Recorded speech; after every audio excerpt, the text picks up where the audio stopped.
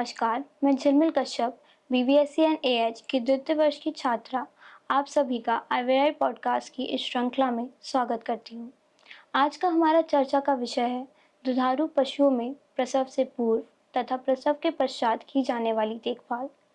इस विषय पे चर्चा के लिए एक्सपर्ट के तौर पे हमारे साथ आज मौजूद हैं डॉक्टर मीरज हैदर खान, जो कि पशु प्रजनन विभाग में विभाग अध्यक्ष के रूप में कार्यरत थे।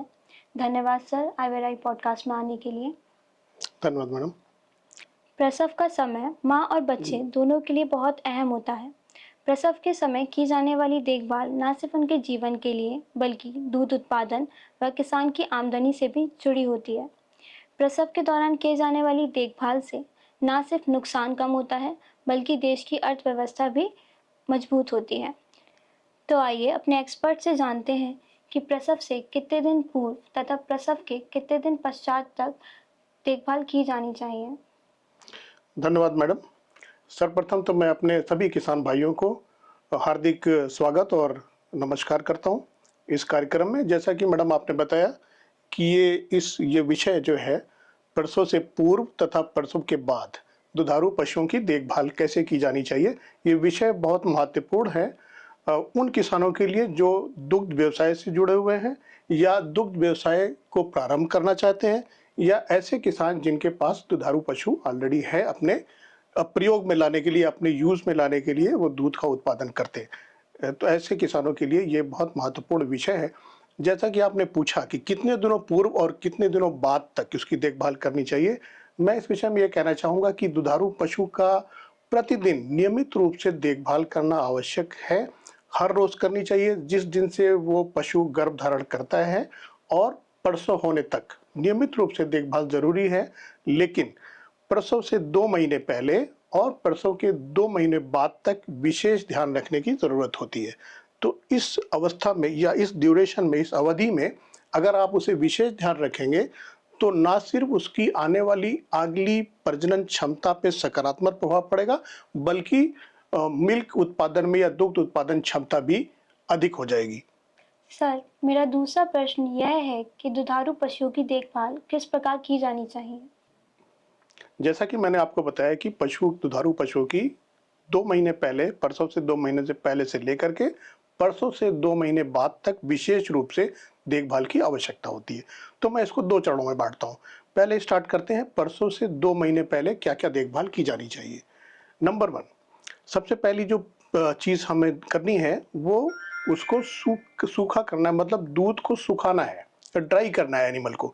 ड्राई कैसे करते हैं? जब 7 महीने की प्रेग्नेंट एनिमल हो जाता है या 7 महीने का गर्भ धारण हो जाता है, अगर आपका पशु अभी भी दूध दे रहा है तो उस दूध को हम धीरे-धीरे कम करेंगे और कम करते हुए उसको दूध दूहना बंद कर देंगे। इसे कहते हैं ड्राई करना, एनिमल को ड्राई अप कर देना। तो सबसे पहला काम तो हमारा ये है, हम ये करेंगे। उसके बाद दूसरा है, हम उसको करेंगे कि एनिमल को जब वो 8वें महीने के प्रेग्नेंट अवस्था में आता है, 8 महीने की प्रेग्नेंट हो जाती है, तो उसको अलग स्थान पे, अलग बाड़े में, एकांत स्थान पे शिफ्ट कर देंगे, समूह में नहीं रखेंगे। और वो स्थान ऐसा होना चाहिए जो साफ सुथरा होना चाहिए, जिसमें फ्लोर के ऊपर नमी नहीं हो और हवादार होनी चाहिए, सूरज की रोशनी वहाँ पे आनी चाहिए बराबर। और उसके फ्लोर के ऊपर हम सूखी घास या भूसा या कोई और लकड़ी की छीलन, इस तरह का कोई वस्तु वहाँ पे डाल देंगे ताकि नमी उसको ना मिले। तीसरा काम हम ये करेंगे कि एनिमल को हम संतुलित आहार प्रदान करना शुरू कर देंगे। संतुलित आहार ये होता है कि उसको हम उसके बॉडी वेट के अकॉर्डिंग उसको हम एक संतुलित आहार निश्चित मात्रा में प्रतिदिन देंगे, और साथ-साथ में हरा चारा 15 से 25 केजी पर डे और सूखा चारा 5 से 7 किलो पर डे के हिसाब से उसे देंगे। चौथा पॉइंट हम क्या करेंगे, हम उसको एक्सरसाइज कराएंगे। एनिमल को एक्सरसाइज कराना बहुत ज़रूरी होता है, और एक्सरसाइज कराने के लिए 30 मिनट से लेकर के 1 घंटे तक बाहर खुले मैदान में उसको लेके जाएंगे। एनिमल को कोशिश ये करेंगे कि उसको हम स्लिपरी जगह पे, जहाँ पे फिसलन हो, ऐसी जगह पे हम एनिमल को ना लेके जाएं।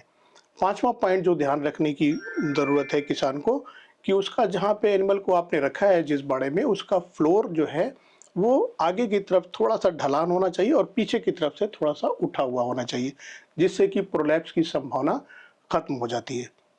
ये बातें हमें प्रसव के पूर्व ध्यान रखने की योग है। अब आते हैं हम दूसरे चरण में, यानी प्रसव के बाद हमें क्या-क्या करना है। एक बार प्रसव जब हो गया, तो प्रसव होने के बाद पशुओं में बहुत थकान हो जाती है, एनर्जी की कमी हो जाती है। तो उस एनर्जी की कमी को पूरा करने के लिए उसे सुपाच्य भोजन देना चाहिए, मतलब जैसे दलिया या गुड़ का पानी, हल्का गुनगुने पानी में गुड़ घोल के उसको दे सकते हैं। चोकर दे सकते हैं, जो एनिमल को, जो पशु को आपको इंस्टेंट एनर्जी देता है। ये काम सबसे पहले हमें करना चाहिए। उसके बाद 2-3 दिनों तक हम ऐसे सुपाच्य राशन देंगे, सुपाच्य भोजन देंगे जो आसानी से पच जाए। उसके बाद धीरे-धीरे हम उसे संतुलित भोजन के ऊपर शिफ्ट करेंगे।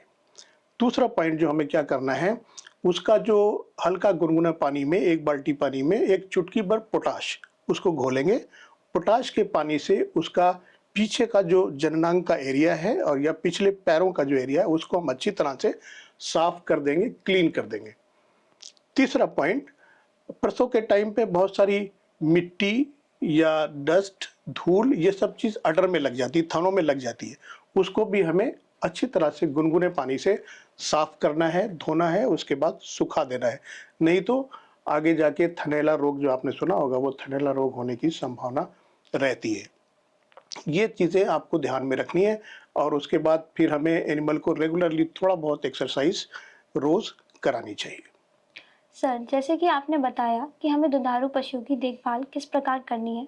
अब हमारे पशुपालक भाई-बहन ये जानना चाहेंगे कि देखभाल के समय हमें क्या-क्या सावधानियाँ बरतनी चाहिए? जी, बहुत अच्छा प्रश्न आपने किया है। ये सबसे पहले तो किसान भाइयों को ये समझना चाहिए कि परसों का टाइम आने का पता उनको कैसे चले। क्या-क्या चिन्ह होते हैं या क्या-क्या एनिमल कैसे शो करता है कि आपको पता चल जाए कि परसों आने वाला है। नंबर 1, सबसे पहले जब परसों के नज़दीक होता है एनिमल, तो क्या होता है, बेचैन हो जाता है, खाना कम कर देता है, बार-बार उठता है, बैठता है, बार-बार पेशाब आता है उसे और अपनी पूँछ की तरफ वो गर्दन घुमा के देखता है। उसका जो बाह्य जननांग है, जिसे हम वेजाइना या वल्वा बोलते हैं, उस वल्वा में स्वेलिंग हो जाती है और ढीलापन आ जाता है और उसके पूँछ का जो ऊपरी हिस्सा है, उसके दोनों तरफ गड्ढे जैसे बन जाते हैं। ये सब सिम्पटम्स और साइन है। और उसका जो थन आप देखेंगे, जो थन जो है भारी हो जाता है और उसको चमकदार हो जाते हैं उसके थन, और बाह्य जननांग से एक चिपचिपा पदार्थ भी निकलना शुरू हो जाता है। ये सब चिन्ह हैं जिससे हम पहचान सकते हैं कि एनिमल का परसों नज़दीक आ गया है। दरअसल परसों के 3 चरण होते हैं। एक पहला चरण ये है कि प्री डिलीवरी स्टेज जिसे बोलते हैं, या परसों होने से पूर्व की अवस्था। दूसरा चरण है प्रसव की अवस्था यानी डिलीवरी स्टेज, और तीसरा चरण है एक्सपल्शन ऑफ फीटल मेम्ब्रेन या फीटल मेम्ब्रेन का बाहर निकलना। अब प्रसव से पूर्व जो सिम्टम अभी हमने आपको बताए, ये सारे सिम्टम प्रसव के पूर्व के सिम्टम्स हैं और इसकी ड्यूरेशन या इसकी अवधि जो है, ये 2 से 8 घंटे हो सकती है। अगर जानवर हमारा पहली ब्यात में है, तो ये अवधि बढ़ के 12 घंटे या 18 घंटे भी हो सकती है। दूसरा चरण आता है डिलीवरी स्टेज यानी एक्सपल्शन ऑफ फीटस। तो इस स्टेज में क्या होता है, एक बैग जिसे हम वाटर बैग कहते हैं, वो आप वल्वा के थ्रू आप उसे देख सकते हैं किसान भाई, कि एक बैग नुमा स्ट्रक्चर वल्वा से आपको दिखता है और वो कुछ देर में ये फट जाता है। जब ये बैग नुमा स्ट्रक्चर फटता है तो उससे एक चिपचिपा पदार्थ निकलता है बाहर, जो कि काफ़ी ज़्यादा मात्रा में होता है और इस चिपचिप पदार्थ के निकलने के साथ ही फीटस यानी भ्रूण या नवजात काफ बाहर आ जाता है। इसकी अवधि होती है 30 मिनट से लेके 2 घंटे तक। अब इसमें सावधानी रखनी है, किसान को कुछ भी इंटरफियर नहीं करना है, बीच में हस्तक्षेप नहीं करना है, उसको सिर्फ दूर से ऑब्जर्व करना है। अगर इस प्रोसेस में, इस पूरे अवधि में डिले होती है, तो आप नज़दीकी पशु चिकित्सक से परामर्श कर सकते हैं। ये होती है दूसरी अवस्था। और तीसरी अवस्था है एक्सपल्शन ऑफ फीटल मेम्ब्रेन या प्लासेंटा, या इसे झिल्ली भी कहते हैं, झिल्ली का बाहर गिरना। इसमें क्या होता है, जब बच्चा एक बार डिलीवरी हो जाता है, उसके 2 से 6 घंटे के भीतर ये झिल्ली नुमा स्ट्रक्चर जिसे प्लासेंटा कहते हैं, वो उसके गर्भाशय से बाहर निकल जाता है। और ये 2 से 6 घंटे के बीच में अगर ये नहीं निकला, तो हम उसे 12 घंटे तक वेट करेंगे, इंतज़ार करेंगे। अगर फिर भी नहीं निकला तो हम नज़दीकी जो पशु चिकित्सक है उससे परामर्श करेंगे। जब ये झिल्ली-नुमा स्ट्रक्चर बाहर गिरता है तो किसान को ये चाहिए कि उसे वो समेट के उठा के किसी गड्ढे में आराम से उसे दबा दे। कभी-कभी ऐसा होता है कि पशु उसे खा लेता है, उसको अवॉइड करना चाहिए, उसे नहीं खाना चाहिए। सर, मेरा चौथा प्रश्न यह है कि नवजात बछड़े व बछड़ी की देखभाल में हमें क्या-क्या सावधानियां बरतनी चाहिए? बच्चे के जन्म के तुरंत उपरांत हमें कुछ सावधानियां बरतनी चाहिए जो कि निम्नलिखित हैं। नंबर 1, जैसे ही बच्चा प्रसव के बाद माँ के गर्भ से बाहर आता है तो उसमें बहुत सारा चिपचिपा पदार्थ उसके शरीर के ऊपर लगा हुआ होता है। तो किसानों को ये चाहिए एक सूखा कपड़ा लेके उसके नाक और मुंह को अच्छी तरह से साफ कर दें और उसके शरीर को भी, जो रिब का एरिया होता है, रिब के एरिया को रगड़ के साफ कर दें। और ये ध्यान दें कि बच्चा सांस ले रहा है, बछड़ा सांस ले रहा है या नहीं। अगर सांस नहीं ले रहा है तो उसके दोनों पिछले पैरों को पकड़ के उल्टा लटका दें ताकि वो सांस लेने लगे और अंदर जो म्यूकस है या चिपचिपा पदार्थ उसकी नाक में अगर फंसा होगा तो वो निकल जाएगा और सांस लेने लगेगा। ये पहला काम हमें करना चाहिए। दूसरा हमें ये करना चाहिए कि जो नाभि के पास जो प्लासेंटा या झिल्ली जो अटैच रहती है उसको 3-4 इंच आगे से साफ ब्लेड से या कैंची से उसे काट देना चाहिए और काटने के बाद टिंचर आयोडीन 70% टिंचर आयोडीन में उसे डिप कर देना चाहिए। ये दूसरा पॉइंट हो गया। तीसरा पॉइंट, जन्म के तुरंत बाद जो पहला गाढ़ा हल्के पीले रंग का जो दूध निकलता है जिसे हम कोलेस्ट्रम कहते हैं साइंटिफिक भाषा में, उसको ज़रूर बच्चे को 1 से 2 घंटे के भीतर पिला देना चाहिए। पिलाने का तरीका क्या है? जितना वज़न होता है बच्चे का, नॉर्मली बच्चे का वज़न 18 से 20 किलो होता है, तो उसका 10% यानी अगर 20 केजी उसका वज़न है तो 2 लीटर हुआ। 2 केजी या 2 लीटर दूध उसको पिलाना है। एक बार में नहीं पीता है तो 2 बार में, 3 बार में करके उसे हम पिला देते हैं। उसके बाद फिर से हम 12 घंटे, 24 घंटे पे उसे रिपीट करते हैं।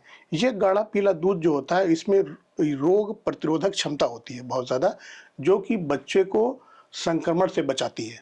तो अगले 2-3 महीनों तक बच्चा इस संक्रमण से बचा रहता है। 3 दिनों के बाद जो नॉर्मल दूध पशु देता है वो नॉर्मल दूध भी हम इसी रेट से यानी 10% ऑफ बॉडी वेट का 10% के हिसाब से उसे 2-3 बार, 4 बार करके दिन भर में उसे पिलाते रहेंगे। 1 हफ्ते के बाद हम उसे दाना देना शुरू करेंगे जिसे कहते हैं काफ स्टार्टर। काफ स्टार्टर ये बारीक पिसा हुआ दाना होता है जिसमें प्रोटीन की मात्रा लगभग 20% होती है। तो उसको धीरे-धीरे दूध के साथ-साथ इसको भी देना हम शुरू करते हैं।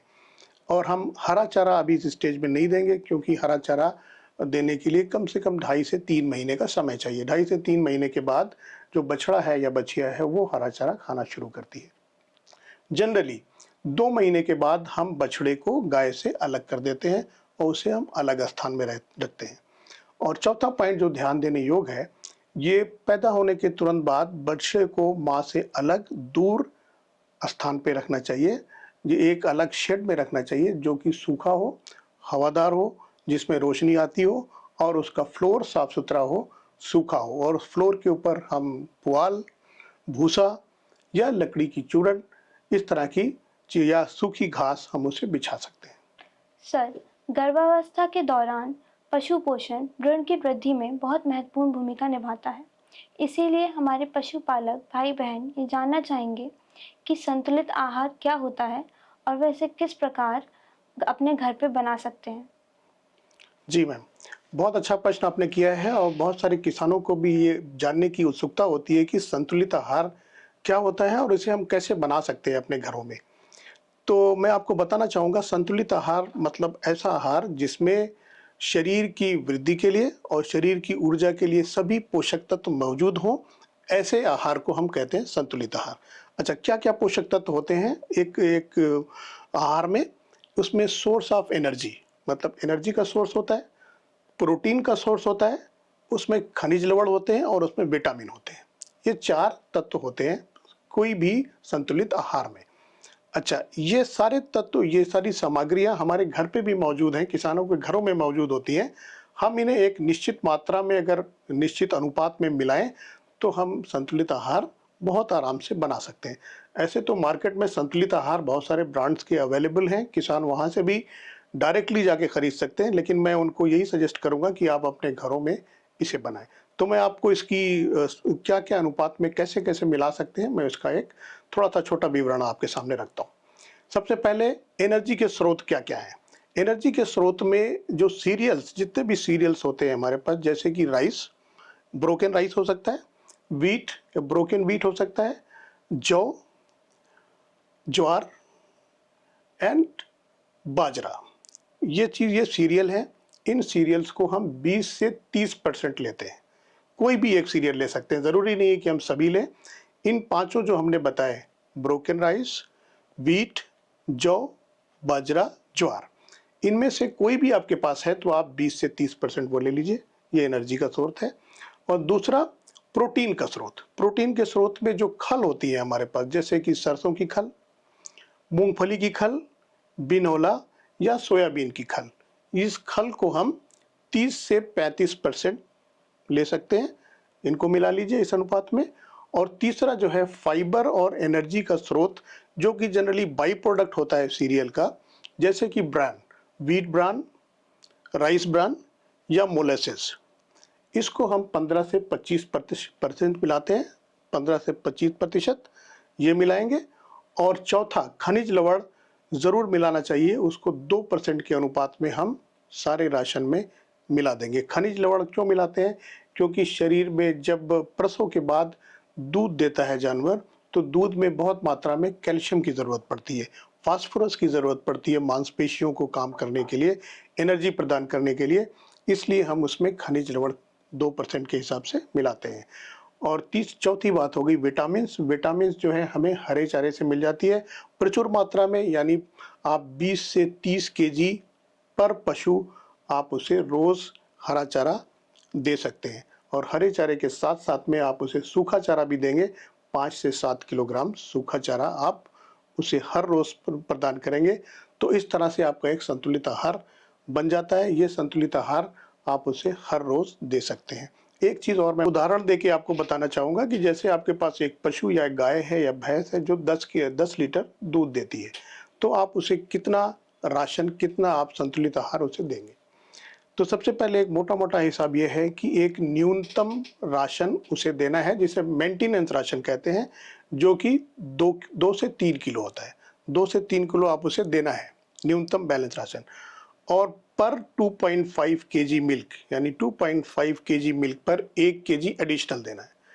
तो हमारा जानवर अगर 10 लीटर दे रहा है तो मतलब 4 केजी हमें एडिशनल बैलेंस राशन देना है। और प्लस जो मेंटेनेंस राशन दे रहे थे हम 2 केजी, वो तो 4 + 2 6 केजी, 6 केजी हमें बैलेंस राशन देना है। उसके साथ साथ हमें 20 से 30 केजी हरा चारा और 5 से 7 किलोग्राम सूखा चारा हम ये दे सकते हैं। सर, मैं आपका धन्यवाद करना चाहूँगी अपना कीमती समय निकाल के हमारे साथ इस आईवीआरआई पॉडकास्ट में जुड़ने के लिए और हमारे दर्शकों के साथ इतनी महत्वपूर्ण जानकारी साझा करने के लिए।